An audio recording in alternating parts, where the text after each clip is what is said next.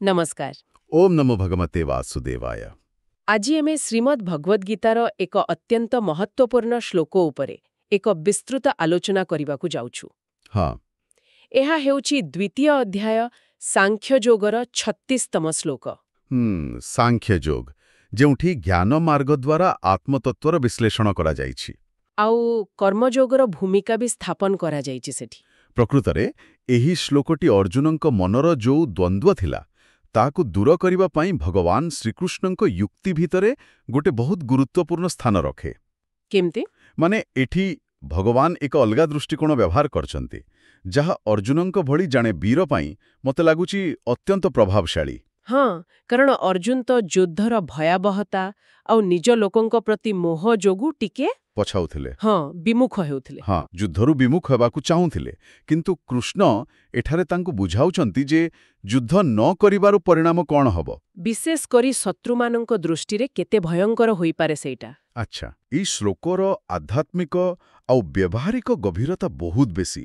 ଏହା କେବଳ ସେଇ ଯୁଦ୍ଧକ୍ଷେତ୍ର ପାଇଁ ନୁହେଁ, ନା। ବରଂ ଆମ ସମସ୍ତଙ୍କ ଜୀବନରେ ଆସୁଥିବା କର୍ତ୍ତବ୍ୟ ସଂଘର୍ଷର ମୁହୂର୍ତ୍ତଗୁଡ଼ିକ ପାଇଁ ମଧ୍ୟ ବହୁତ ଶିକ୍ଷାପ୍ରଦ। ଠିକ୍। ତେଣୁ ଏହାର ସମ୍ପୂର୍ଣ୍ଣ ମର୍ମ ବୁଝିବା ପାଇଁ ମୋର ଅନୁରୋଧ, ଆଲୋଚନାଟିକୁ ଶେଷ ପର୍ଯ୍ୟନ୍ତ ଶୁଣିବା ନିହାତି ଜରୁରୀ। ଆଉ ଏହିପରି ଗଭୀର ଜ୍ଞାନପୂର୍ଣ୍ଣ ଆଲୋଚନା ଯଦି ଶ୍ରୋତାମାନେ ନିୟମିତ ଭାବେ ପାଇବାକୁ ଚାହାନ୍ତି, ତେବେ ଆମ ଚ୍ୟାନେଲକୁ ନିଶ୍ଚୟ ସବସ୍କ୍ରାଇବ୍ କରିବା ଉଚିତ। ହଁ, ନିଶ୍ଚୟ। ଚାଲନ୍ତୁ ଏବେ ମୂଳ ବିଷୟକୁ ଯିବା। ପ୍ରଥମେ ସେହି ମହତ୍ୱପୂର୍ଣ୍ଣ ଶ୍ଲୋକଟି ଶୁଣିବା। ଓମ୍ ଅବାଚ୍ୟ ବାଦାଂଶ୍ଚ ବହୂନ୍ ବଦିଷ୍ୟନ୍ତି ତବାହିତା ନିନ୍ଦନ୍ତସ୍ତବ ସାମର୍ଥ୍ୟମ୍ ତତୋ ଦୁଃଖତରମ୍ ନୁ କିମ୍। 2:36। ବହୁତ ସୁନ୍ଦର ପାଠ। ଏହି ଶ୍ଲୋକର ପ୍ରତ୍ୟେକ ଶବ୍ଦ ଭିତରେ ନା ଗଭୀର ଅର୍ଥ ଲୁଚି ରହିଛି। ଆସନ୍ତୁ ପ୍ରଥମେ ଶବ୍ଦଗୁଡ଼ିକର ଅର୍ଥକୁ ଟିକେ କେମିତି କହିବି ବିଶ୍ଳେଷଣ କରିବା। ହଁ, କରନ୍ତୁ। ପ୍ରଥମେ ଅବାଚ୍ୟ ବାଦାନ, ଏହାର ମାନେ ହେଲା ଯାହା କହିବା ଯୋଗ୍ୟ ନୁହେଁ, ମାନେ ଅଶ୍ରାବ୍ୟ ଅକଥନୀୟ କଥା। ଗାଳି ଭଳି। ହଁ, ଅତ୍ୟନ୍ତ ଅପମାନଜନକ କଥା। ସାଧାରଣ ସମାଲୋଚନା ନୁହେଁ ଏଟା, ଏକଦମ ଚରିତ୍ର ସଂହାର କଲା ଭଳି କଟୁବଚନ। ଆଚ୍ଛା। ତାପରେ ଅଛି ଚ, ଏଟା ତ ସଂଯୋଜକ ଅବ୍ୟୟ, ମାନେ ଏବଂ ବା ଆଉ ମଧ୍ୟ। ଠିକ୍। ବହୁନ୍, ଏହାର ଅର୍ଥ ହେଲା ବହୁତ ପ୍ରକାରର, ଅନେକ ପ୍ରକାରରେ, ବିଭିନ୍ନ ଢଙ୍ଗରେ। ହଁ। ଆଉ ବଦିଷ୍ୟନ୍ତି, ଏଟା ବଦ୍ ଧାତୁର ଭବିଷ୍ୟତ କାଳ, ମାନେ କହିବେ। ତବା ଅହିତଃ, ମାନେ ତୁମର, ଅର୍ଜୁନଙ୍କର ଶତ୍ରୁମାନେ, ଯେଉଁମାନେ ତାଙ୍କ ହିତ ଚାହାନ୍ତି ନାହିଁ। ଯେମିତିକି କୌରବମାନେ। ହଁ, ମୁଖ୍ୟତଃ କୌରବ ପକ୍ଷର ଯୋଦ୍ଧା ଦୁର୍ଯ୍ୟୋଧନ, କର୍ଣ୍ଣ, ସେମାନଙ୍କୁ ହିଁ ଲକ୍ଷ୍ୟ କରାଯାଇଛି। ନିନ୍ଦନ୍ତ, ଏହାର ଅର୍ଥ ନିନ୍ଦା କରୁଥିବା ଅବସ୍ଥାରେ ବା ନିନ୍ଦା କରି। ଆଚ୍ଛା। ତବ ସାମର୍ଥ୍ୟମ୍, ତୁମର ସାମର୍ଥ୍ୟ, ପରାକ୍ରମ, ବୀରତ୍ୱ, ଶକ୍ତି, ଯୋଗ୍ୟତା, ସବୁକିଛି। ହଁ, ଯାହା ଅର୍ଜୁନଙ୍କ ପାଖରେ ପ୍ରଚୁର ଥିଲା। ଏକଦମ୍। ଆଉ ତତ ଦୁଃଖତରମ୍, ମାନେ ତାହାଠାରୁ, ଯେମିତି ଯୁଦ୍ଧର କଷ୍ଟ ବା ମୃତ୍ୟୁଠାରୁ ବି ଅଧିକ ଦୁଃଖଦାୟକ। ଓହୋ, ଅଧିକ କଷ୍ଟକର। ହଁ, ଶେଷରେ ନୁ କିମ୍, ଏଇଟା ଏକ ପ୍ରଶ୍ନ ପଚାରିବା ଶୈଳୀରେ ଦୃଢ଼ ଭାବରେ କୁହାଯାଇଛି, ମାନେ ନିଶ୍ଚୟ ଆଉ କ'ଣ ହୋଇପାରେ। କିମ୍ବା ଏହାଠାରୁ ବଳି ଦୁଃଖ ଆଉ କିଛି ଅଛି କି, ଏମିତି। ହଁ, ସେଇଆ। ତେବେ ଏହି ଶବ୍ଦାର୍ଥକୁ ଯଦି ଆମେ ଏକାଠି କରିବା, ତାହେଲେ ଶ୍ଲୋକର ସରଳ ଅର୍ଥବୋଧି ଏମିତି ହେବ, ହେ ଅର୍ଜୁନ, ଯଦି ତୁମେ ଏହି ଧର୍ମଯୁଦ୍ଧରୁ ପଳେଇ ଯାଅ, ତୁମର ଶତ୍ରୁମାନେ ତୁମ ସାମର୍ଥ୍ୟର ନିନ୍ଦା କରିବେ ଆଉ ତୁମ ବିଷୟରେ ବହୁତ ପ୍ରକାରର ଅକଥନୀୟ, ଅପମାନଜନକ କଥା ବି କହିବେ। ଠିକ୍। ତୁମ ପାଇଁ ଏହାଠାରୁ ଅଧିକ ଦୁଃଖଦାୟକ ଆଉ କ'ଣ ବା ହୋଇପାରେ? ଏଇଟା ତ ଗୋଟେ ସିଧା ଚେତାବନୀ ଭଳି ଲାଗୁଛି। ନିଶ୍ଚିତ ଭାବରେ। ଆଉ ଏଠି ଦେଖିବାର କଥା ହେଉଛି ଭଗବାନ କୃଷ୍ଣ କେମିତି ଅର୍ଜୁନଙ୍କୁ କର୍ମପଥରେ ଆଗେଇ ନେବା ପାଇଁ ବିଭିନ୍ନ ସ୍ତରର ଯୁକ୍ତି ବ୍ୟବହାର କରୁଛନ୍ତି। ହଁ, ଆଗରୁ ତ ଆତ୍ମା, ସ୍ୱଧର୍ମ, କୀର୍ତ୍ତି ଏସବୁ କହିଥିଲେ। ହଁ, ଆତ୍ମାର ଅମରତ୍ୱ, ଦେହର ନଶ୍ୱରତା, ସ୍ୱଧର୍ମ ପାଳନର ମହତ୍ୱ, କୀର୍ତ୍ତି ଅପକୀର୍ତ୍ତିର ପ୍ରଭାବ ଏସବୁ କହି ସାରିଛନ୍ତି। କିନ୍ତୁ ଏବେ ସେ ଏକ ଅତ୍ୟନ୍ତ ବାସ୍ତବବାଦୀ ଆଉ ବ୍ୟକ୍ତିଗତ ସ୍ତରକୁ ଆସୁଛନ୍ତି। କୋଉ ସ୍ତରକୁ? ତାହା ହେଉଛି ସାମାଜିକ ପ୍ରତିଷ୍ଠା ଆଉ ଶତ୍ରୁପକ୍ଷରୁ ଆସିବାକୁ ଥିବା ଅପମାନର ଭୟ। ମାନେ କୃଷ୍ଣ ଏଠି କେବଳ ଆଦର୍ଶବାଦୀ କଥା କହୁନାହାନ୍ତି, ବରଂ ଜଣେ କ୍ଷତ୍ରିୟ ବୀରର ମନସ୍ତତ୍ୱକୁ ଭଲ ଭାବେ ବୁଝିଛନ୍ତି। ଏକ୍ଜାକ୍ଟଲି। ଆଉ ସେହି ଦିଗରୁ ପ୍ରଭାବିତ କରିବାକୁ ଚେଷ୍ଟା କରୁଛନ୍ତି। କିନ୍ତୁ କେହି କହିପାରନ୍ତି ଯେ ଶତ୍ରୁ ତ ସବୁବେଳେ ନିନ୍ଦା କରିବ, ତାଙ୍କ କଥାକୁ ଏତେ ଗୁରୁତ୍ୱ ଦେବା କ'ଣ ଠିକ୍? ଏଠି କୃଷ୍ଣଙ୍କ କହିବାର କିଛି ବିଶେଷତ୍ୱ ଅଛି କି? ଏଟା ବହୁତ ଭଲ ପ୍ରଶ୍ନ। ଦେଖନ୍ତୁ, ଶତ୍ରୁ ସାଧାରଣ ସମୟରେ ବି ନିନ୍ଦା କରିପାରେ, ସେଇଟା ଠିକ୍। କିନ୍ତୁ ଏଠି ପରିସ୍ଥିତି ଭିନ୍ନ। କେମିତି? ଏଠି କଥା ହେଉଛି କର୍ତ୍ତବ୍ୟରୁ ବିମୁଖ ହେବା ପରର ନିନ୍ଦା। ଯେତେବେଳେ ଅର୍ଜୁନଙ୍କ ପରି ଜଣେ ମହାରଥୀ, ଯାହାଙ୍କ ସାମର୍ଥ୍ୟ ଜଗତ ଜାଣିଛି, ସେ ଯଦି ଯୁଦ୍ଧକ୍ଷେତ୍ରରୁ ଭୟ କିମ୍ବା ମୋହ ଯୋଗୁଁ ପଳାୟନ କରନ୍ତି, ତାହେଲେ କ'ଣ ହବ? ଲୋକେ ତାଙ୍କୁ ଶତ୍ରୁଙ୍କ ନିନ୍ଦାକୁ ସତ ବୋଲି ଧରିନେବାକୁ ଲୋକଙ୍କୁ ଗୋଟେ ଆଧାର ମିଳିଯିବ। ଓହୋ, ଆଚ୍ଛା। ସେତେବେଳେ ସେ ନିନ୍ଦା କେବଳ ଶତ୍ରୁର କଥା ହୋଇ ରହିବନି, ବରଂ ତାହା ଅର୍ଜୁନଙ୍କ ଚରିତ୍ର ଉପରେ ଏକ ଚିରସ୍ଥାୟୀ କଳଙ୍କ ହୋଇଯିବ। ଅର୍ଥାତ୍ ସେ ନିନ୍ଦା କେବଳ ଶବ୍ଦ ନୁହେଁ, ତାହା ଅର୍ଜୁନଙ୍କର ପୁରା ବୀର ପରିଚୟକୁ ହିଁ ନଷ୍ଟ କରିଦେବ। ଏକଦମ ଠିକ୍। ଆଉ ସେଥିପାଇଁ ଅବାଚ୍ୟବାଦ ଶବ୍ଦଟା ଏତେ ଗୁରୁତ୍ୱପୂର୍ଣ୍ଣ। ଏହା କେବଳ ଖରାପ କଥା ନୁହେଁ, ଏହା ହେଉଛି ସେହି ପ୍ରକାରର ଅଶ୍ଳୀଳ, ଅସଭ୍ୟ, ହୃଦୟ ବିଦାରକ ଅପମାନ, ଯାହା ଜଣେ ସମ୍ମାନୀୟ ବ୍ୟକ୍ତିର ଆତ୍ମସମ୍ମାନକୁ ପୁରା ଚୂର୍ଣ୍ଣ ବିଚୂର୍ଣ୍ଣ କରିଦିଏ। କଳ୍ପନା କଲେ ବି ଭୟ ଲାଗୁଛି। କଳ୍ପନା କରନ୍ତୁ, ଦୁର୍ଯ୍ୟୋଧନ, କର୍ଣ୍ଣ ବା ଦୁଃଶାସନଙ୍କ ମୁହଁରୁ କେମିତି କଥା ବାହାରିବ। ଦେଖ, ଅର୍ଜୁନ କେମିତି ଭୀରୁ ପରି ଲୁଚି ପଳାଇଲା। ତାର ଗାଣ୍ଡିବ କେବଳ ଦେଖେଇ ହେବା ପାଇଁ ଥିଲା। ସେ ନିଜ ଭାଇମାନଙ୍କୁ ବିପଦରେ ପକାଇ ପଳେଇଗଲା। ଏଇଭଳି କଥାଗୁଡ଼ିକ କେବଳ କାନରେ ବାଜିବନି, ନା, ହୃଦୟକୁ ଶର ପରି ବିନ୍ଧିବ। ସେୟା। ଆଉ ଏଇଟା ତ ପୂର୍ବ ଶ୍ଲୋକ, ମାନେ 2.34 ସହିତ ବି ଯୋଡ଼ି ହେଉଛି। ସେଠି କୃଷ୍ଣ କହିଥିଲେ, ଅକୀର୍ତ୍ତିମ୍ ଚାପି ଭୂତାନି କଥୟିଷ୍ୟନ୍ତି ତେ ବୟାମ୍। ସମ୍ଭାବିତସ୍ୟ ଚାକୀର୍ତ୍ତିର୍ ମରଣାଦ୍ ଅତିରିଚ୍ୟତେ। ଅର୍ଥାତ୍ ଲୋକମାନେ ତୁମର ଚିରସ୍ଥାୟୀ ଅପକୀର୍ତ୍ତି ଗାନ କରିବେ, ଆଉ ଜଣେ ସମ୍ମାନୀୟ ବ୍ୟକ୍ତି ପାଇଁ ଅପକୀର୍ତ୍ତି ମୃତ୍ୟୁଠାରୁ ବି ବେଶୀ କଷ୍ଟଦାୟକ। ଠିକ୍। ଏହି 36ତମ ଶ୍ଲୋକ ସେହି ଅପକୀର୍ତ୍ତିର ରୂପକୁ ଆହୁରି ସ୍ପଷ୍ଟ କରୁଛି। ତାହା କେବଳ ଅପକୀର୍ତ୍ତି ନୁହେଁ, ତାହା ହେବ ଅତ୍ୟନ୍ତ ଅପମାନଜନକ ଅବାଚ୍ୟବାଦ। ଠିକ୍ କହିଲେ। ଏହା ସହିତ ଦ୍ୱିତୀୟ ପାଦରେ ଯାହା କୁହାଗଲା, ନିନ୍ଦନ୍ତସ୍ତବ ସାମର୍ଥ୍ୟମ୍, ମାନେ ସେମାନେ ତୁମର ସାମର୍ଥ୍ୟର ନିନ୍ଦା କରିବେ। ସାମର୍ଥ୍ୟ।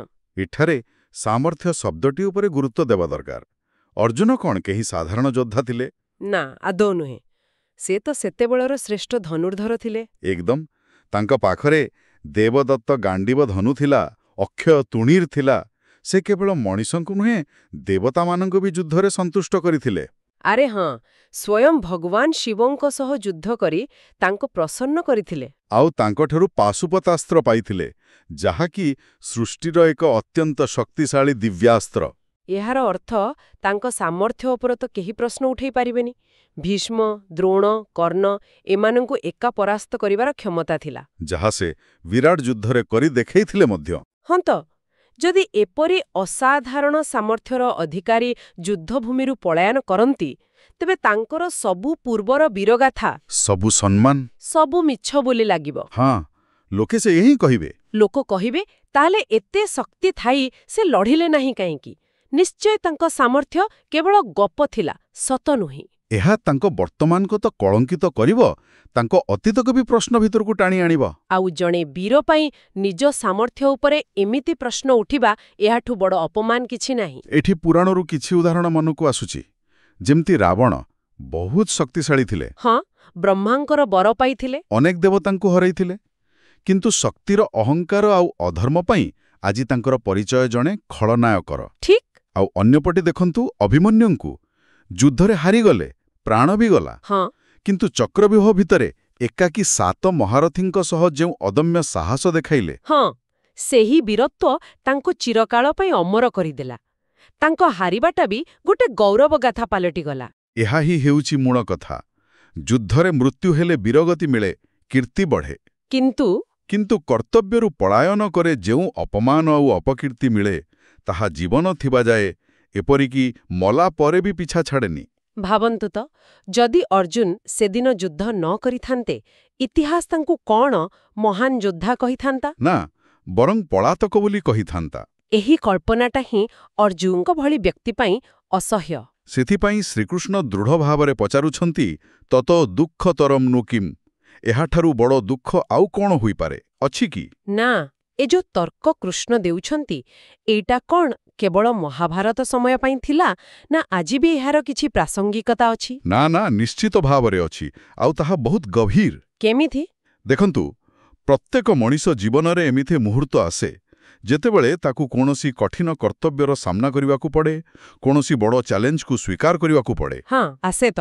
ସେହି ସମୟରେ ଯଦି ସେ ଭୟ, ଆଳସ୍ୟ, ସ୍ୱାର୍ଥପରତା ବା ଆଉ କିଛି କାରଣରୁ ନିଜ ଦାୟିତ୍ୱରୁ ପଛଘୁଞ୍ଚା ଦିଏ, ତାହେଲେ ତାକୁ ବି ଏଇଭଳି ସାମାଜିକ ନିନ୍ଦା ଆଉ ଆତ୍ମଗ୍ଲାନିର ଶିକାର ହେବାକୁ ପଡ଼େ।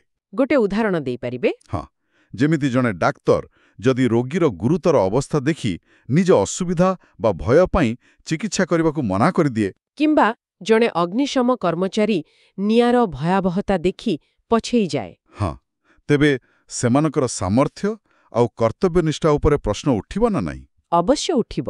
ସେହିପରି ଜଣେ ଛାତ୍ର ଯଦି ପରୀକ୍ଷା ଡରରେ ପାଠ ଛାଡ଼ିଦିଏ, ଜଣେ ବ୍ୟବସାୟୀ ଯଦି କ୍ଷତି ଭୟରେ ଭଲ ଉଦ୍ୟମରୁ ଓହରିଯାଏ, କିମ୍ବା ଜଣେ ସାଧାରଣ ନାଗରିକ ଯଦି ଅନ୍ୟାୟ ବିରୁଦ୍ଧରେ କହିବାର ଦାୟିତ୍ୱରୁ ପଛଘୁଞ୍ଚା ଦିଏ, ସେ ସବୁ କ୍ଷେତ୍ରରେ କେଉଁଠି ନା କେଉଁଠି ଏହି ଅବାଚ୍ୟବାଦ ଆଉ ସାମର୍ଥ୍ୟର ନିନ୍ଦାର ସାମ୍ନା କରିବାକୁ ପଡ଼ିଥାଏ। ଏଇଟା ସମାଜରୁ ଆସିପାରେ, ପରିବାରରୁ ବି ଆସିପାରେ, ଏପରିକି ନିଜ ଭିତରୁ ଆତ୍ମଗ୍ଲାନି ରୂପରେ ବି ଆସିପାରେ। ଆଚ୍ଛା, ଏହାର ମାନେ ଆମ କର୍ତ୍ତବ୍ୟକୁ ସାହସର ସହିତ କରିବା କେବଳ ଗୋଟେ ନୈତିକ କଥା ନୁହେଁ, ବରଂ ଏହା ଆମ ଆତ୍ମସମ୍ମାନ ଆଉ ସାମାଜିକ ପ୍ରତିଷ୍ଠା ରକ୍ଷା କରିବାରେ ଏକ ଉପାୟ ମଧ୍ୟ। ଏକଦମ ସଠିକ୍। କୃଷ୍ଣ ଏଠି ଏହି ବାସ୍ତବତାକୁ ହିଁ ଦେଖାଉଛନ୍ତି। ସେ କହୁଛନ୍ତି ଯେ ଅର୍ଜୁନ, ତୁମେ ଯେଉଁ ସ୍ୱଜନ ହତ୍ୟାର ଦୁଃଖ କଥା ଭାବୁଛ, ହଁ, ତାଠାରୁ ବଳି ଦୁଃଖ ହେଉଛି ଏହି ଅପମାନ ଆଉ ଅପକୀର୍ତ୍ତିର ଜୀବନ। ଯୁଦ୍ଧର କଷ୍ଟ ତ କିଛି ସମୟ ପାଇଁ, କିନ୍ତୁ କର୍ତ୍ତବ୍ୟଚ୍ୟୁତିର କଳଙ୍କ ଚିରସ୍ଥାୟୀ, ସବୁଦିନ ପାଇଁ। ତେଣୁ ନିଜ କର୍ତ୍ତବ୍ୟ ପଥରେ ଦୃଢ଼ ରହିବା ହିଁ ସବୁଠାରୁ ଶ୍ରେୟସ୍କର। ଏହାଦ୍ୱାରା ହିଁ ଜଣେ ନିଜକୁ ଅପମାନରୁ ରକ୍ଷା କରିପାରିବ। ଆଉ ଅର୍ଜୁନଙ୍କ ପାଇଁ ଏହା ଆହୁରି ଗୁରୁତ୍ୱପୂର୍ଣ୍ଣ ଥିଲା ବୋଧହୁଏ, କାରଣ ତାଙ୍କର ଶତ୍ରୁମାନେ, ବିଶେଷ କରି କର୍ଣ୍ଣ ଆଉ ଦୁର୍ଯ୍ୟୋଧନ, ହଁ, ସେମାନେ ସବୁବେଳେ ତାଙ୍କୁ ନୀଚ ଦେଖାଇବାକୁ ଚେଷ୍ଟା କରୁଥିଲେ। ହଁ, ମହାଭାରତରେ ଅନେକ ଜାଗାରେ ସେମିତି ଅଛି। ହଁ, କର୍ଣ୍ଣ ତ ସବୁବେଳେ ନିଜକୁ ଅର୍ଜୁନଙ୍କ ସମକକ୍ଷ ବା ଶ୍ରେଷ୍ଠ ବୋଲି ପ୍ରମାଣିତ କରିବାକୁ ଚାହୁଁଥିଲେ, ଆଉ ଅର୍ଜୁନଙ୍କୁ ଅପମାନିତ କରିବାର କୌଣସି ସୁଯୋଗ ଛାଡୁନଥିଲେ। ଦ୍ୟୁତକ୍ରୀଡ଼ା ସମୟରେ ବି? ହଁ, ସେତେବେଳେ ହେଉ ବା ଅନ୍ୟ ସମୟରେ କୌରବମାନେ ପାଣ୍ଡବମାନଙ୍କୁ, ବିଶେଷ କରି ଅର୍ଜୁନଙ୍କ ବୀରତ୍ୱକୁ ବାରମ୍ବାର ଉପହାସ କରିଛନ୍ତି। ତେବେ ଯଦି ଏମିତି ସ୍ଥିତିରେ ଅର୍ଜୁନ ଯୁଦ୍ଧରୁ ପଳେଇ ଯାଇଥାନ୍ତେ, ତାହେଲେ କର୍ଣ୍ଣ ଆଉ ଦୁର୍ଯ୍ୟୋଧନଙ୍କ ପାଇଁ ଏକ ବିରାଟ ବିଜୟ ହୋଇଥାନ୍ତା। ସେଇଟା ବିନା ଯୁଦ୍ଧରେ ଅର୍ଜୁନଙ୍କୁ ହରେଇ ଦେବାର ବିଜୟ। ଆଉ ସେମାନେ ଏହାକୁ ନେଇ ଯେଉଁ ପ୍ରଚାର କରିଥାନ୍ତେ, ବାପରେ, ଅର୍ଜୁନଙ୍କ ପାଇଁ ସହ୍ୟ କରିବା କଷ୍ଟ ହୋଇଥାନ୍ତା। ନିଶ୍ଚୟ କଷ୍ଟ ହୋଇଥାନ୍ତା। ସେମାନେ କହିଥାନ୍ତେ, ଆମେ ତ ଆଗରୁ କହୁଥିଲୁ ଅର୍ଜୁନ କେବଳ ଦେଖେଇ ହୁଏ, ପ୍ରକୃତରେ ସେ ଭୀରୁ। ଯୁଦ୍ଧର ନାଁ ଶୁଣି ହିଁ ତାର ହାତରୁ ଗାଣ୍ଡିବ ଖସି ପଡ଼ିଲା। ଏଇ କଥାଗୁଡ଼ିକ କେବଳ ବାହାରେ ନୁହେଁ, ଅର୍ଜୁନଙ୍କ ମନ ଭିତରେ ବି ପ୍ରତିଧ୍ୱନିତ ହୋଇଥାନ୍ତା, ତାଙ୍କୁ ଜୀବନ ସାରା ଅଶାନ୍ତ କରି ରଖିଥାନ୍ତା। କୃଷ୍ଣ ଏଇ ମନସ୍ତାତ୍ତ୍ୱିକ ଦିଗଟିକୁ ଖୁବ୍ ଭଲ ଭାବରେ ବୁଝିଥିଲେ, ଆଉ ସେଥିପାଇଁ ଏଇ ଶକ୍ତ ଯୁକ୍ତିଟି ଆଣିଲେ। ଏବେ ବୁଝାପଡ଼ୁଛି, ଏହି ଶ୍ଲୋକଟି କେବଳ ଏକ ସାଧାରଣ ଉପଦେଶ ନୁହେଁ, ବରଂ ଏହା ଅର୍ଜୁନଙ୍କ ଭଳି ଜଣେ ସମ୍ମାନପ୍ରିୟ ବୀର ଯୋଦ୍ଧାର ମର୍ମସ୍ଥଳକୁ ସ୍ପର୍ଶ କଲା ଭଳି ଗୋଟେ ଅସ୍ତ୍ର ସଦୃଶ। ହଁ, ଯାହା କୃଷ୍ଣ ତାଙ୍କୁ କର୍ତ୍ତବ୍ୟ ପଥକୁ ଫେରାଇ ଆଣିବା ପାଇଁ ପ୍ରୟୋଗ କଲେ। ହଁ, ଏହାକୁ ଆପଣ ଏକ ପ୍ରକାର ମନସ୍ତାତ୍ତ୍ୱିକ ଚିକିତ୍ସା ବି କହିପାରନ୍ତି। କୃଷ୍ଣ ଅର୍ଜୁନଙ୍କୁ ଦେଖାଉଛନ୍ତି ଯେ ସେ ଯେଉଁ ଦୁଃଖରୁ ବଞ୍ଚିବା ପାଇଁ ପଳାୟନ କରୁଛନ୍ତି, ସେହି ପଳାୟନ ତାଙ୍କ ପାଇଁ ଏକ ବୃହତ୍ତର, ଚିରସ୍ଥାୟୀ ଦୁଃଖର କାରଣ ହେବ। ତେଣୁ କ୍ଷଣିକ କଷ୍ଟ ସହି କର୍ତ୍ତବ୍ୟ ପାଳନ କରିବା ହିଁ ଭଲ।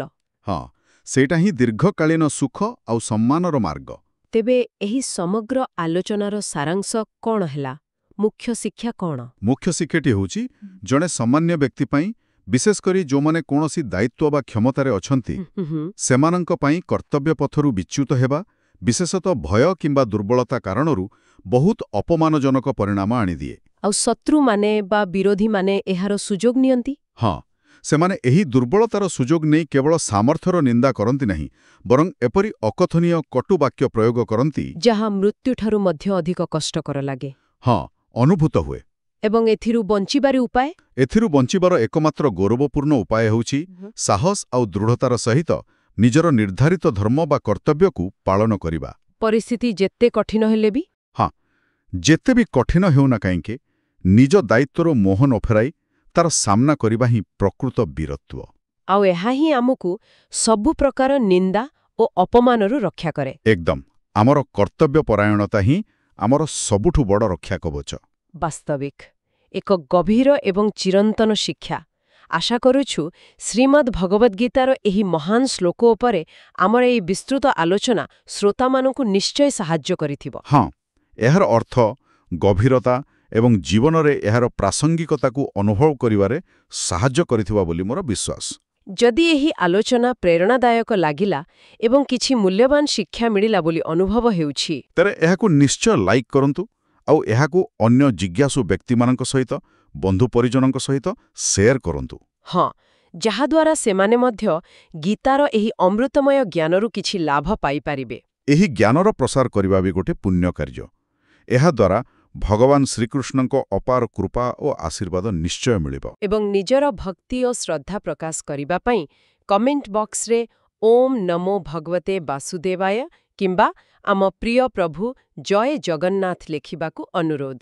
ହଁ, ଶ୍ରୋତାମାନଙ୍କ ମତାମତ ଆମ ପାଇଁ ବହୁତ ମୂଲ୍ୟବାନ, ପ୍ରେରଣାର ଉତ୍ସ। ନିଶ୍ଚୟ। ଆଗାମୀ ଆଲୋଚନାରେ ଆମେ ଗୀତାର ପରବର୍ତ୍ତୀ ଶ୍ଲୋକ କିମ୍ବା ଏହିପରି ଅନ୍ୟ କୌଣସି ମହତ୍ତ୍ୱପୂର୍ଣ୍ଣ ଆଧ୍ୟାତ୍ମିକ ବିଷୟ ଉପରେ ଆହୁରି ଗଭୀର ଭାବେ ଚର୍ଚ୍ଚା କରିବାକୁ ଚେଷ୍ଟା କରିବୁ। ଠିକ୍ ଅଛି। ସେ ପର୍ଯ୍ୟନ୍ତ ସମସ୍ତେ ନିଜ ନିଜ କର୍ତ୍ତବ୍ୟ ପଥରେ ଦୃଢ଼ ରହିବାକୁ ପ୍ରୟାସ କରନ୍ତୁ। କିନ୍ତୁ ଏଠି ଗୋଟେ ପ୍ରଶ୍ନ ଉଠୁଛି ଯାହା ଶ୍ରୋତାମାନେ ଚିନ୍ତା କରିପାରନ୍ତି। କି ପ୍ରଶ୍ନ? କେଉଁ ପରିସ୍ଥିତିରେ ବାହାର ନିନ୍ଦାକୁ ଅଣଦେଖା କରି ନିଜ ଅନ୍ତରାତ୍ମାର ସ୍ୱର ଶୁଣିବା ଅଧିକ ଗୁରୁତ୍ୱପୂର୍ଣ୍ଣ ହୋଇପାରେ? କ'ଣ ସବୁବେଳେ ସାମାଜିକ ସ୍ୱୀକୃତି ହିଁ କର୍ତ୍ତବ୍ୟର ଏକମାତ୍ର ମାପଦଣ୍ଡ? ଓହୋ, ଏହା ନିଶ୍ଚିତ ଭାବେ ଏକ ଗଭୀର ଚିନ୍ତନର ବିଷୟ। ଧନ୍ୟବାଦ। ଧନ୍ୟବାଦ। ଆପଣ ଶୁଣୁଛନ୍ତି ରେଡିଓ ତୋଷାଳୀ, ଆମ ମାଟିର ସ୍ୱର।